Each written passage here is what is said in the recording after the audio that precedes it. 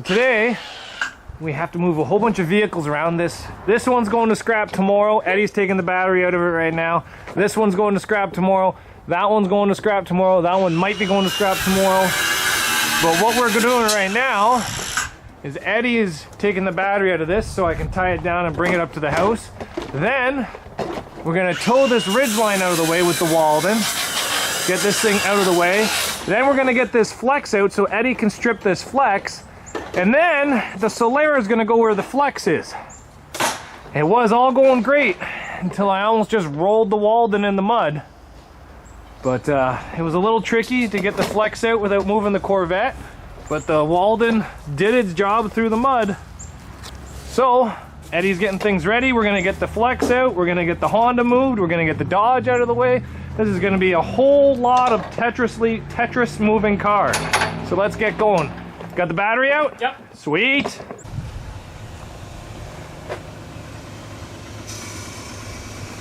Well, after about 20 minutes of car Tetris, we have the Ford Flex out.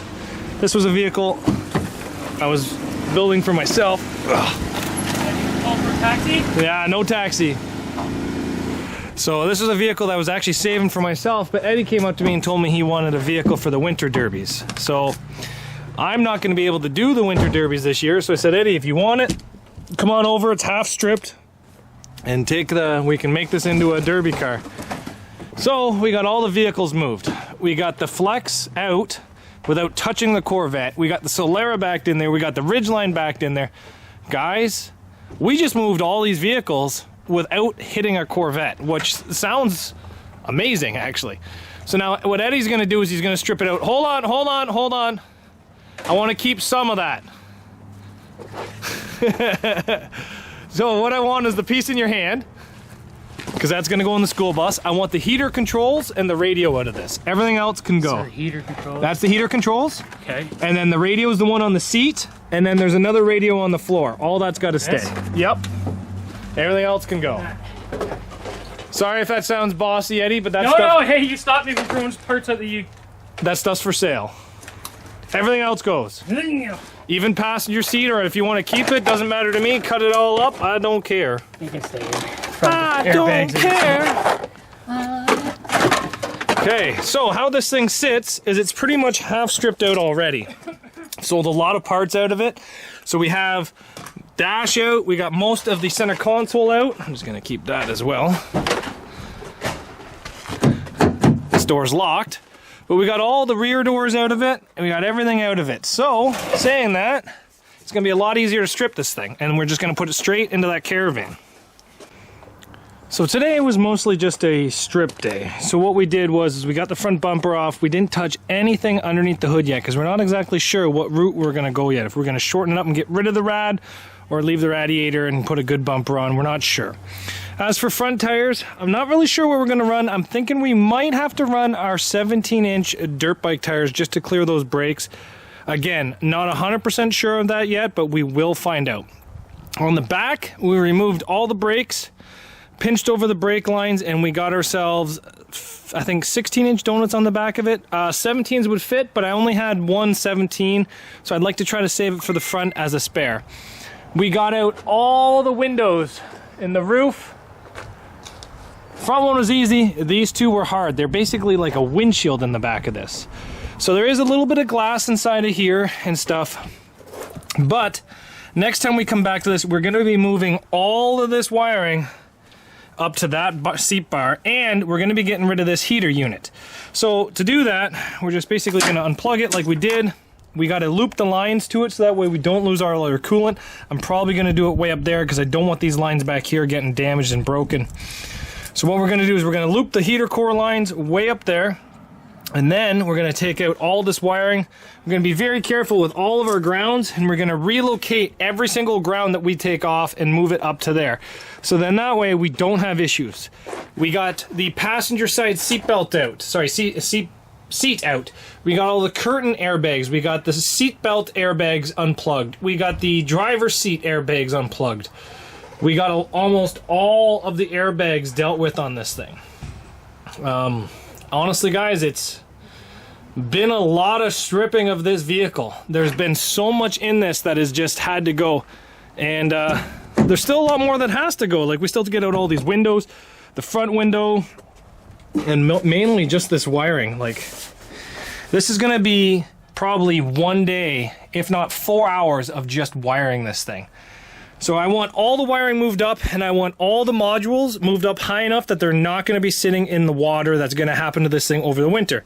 So I'm going to probably put a hole there and put a hole there, and all of the computer modules are going to be put up on this bar so they don't get wet. I'm going to try to keep all the wiring up as well. Then we got to mount our battery box and our gas tank, and I guess we got to drop the gas tank that's underneath this thing in the back of it. So there's still a lot of work to be done to this, but that's about all we're going to do today to it. So today's just been mostly getting windows out, stripping this thing down, getting it ready for the next step. So maybe Eddie will come back, maybe he won't, to help me do the rest of it. What is our plans for this vehicle? What we're talking about is a NG Customs cage put in here. So it's got all the bars that we need to be safe. Talking gas tank, no protector, just right there on the floor because we're not allowed protectors. Then we're going to notch the back of it. And that's about the whole scenario on the back here. I might notch the roof here, just notch the roof, just so it's not super strong, get the roof to go with it a bit. I don't know, we're gonna have to take some looking and maybe see if we can find some of these things that have already ran and see how they bend. In the front, I'd like to do doubles. And then as of up here, we don't really know what we gotta do.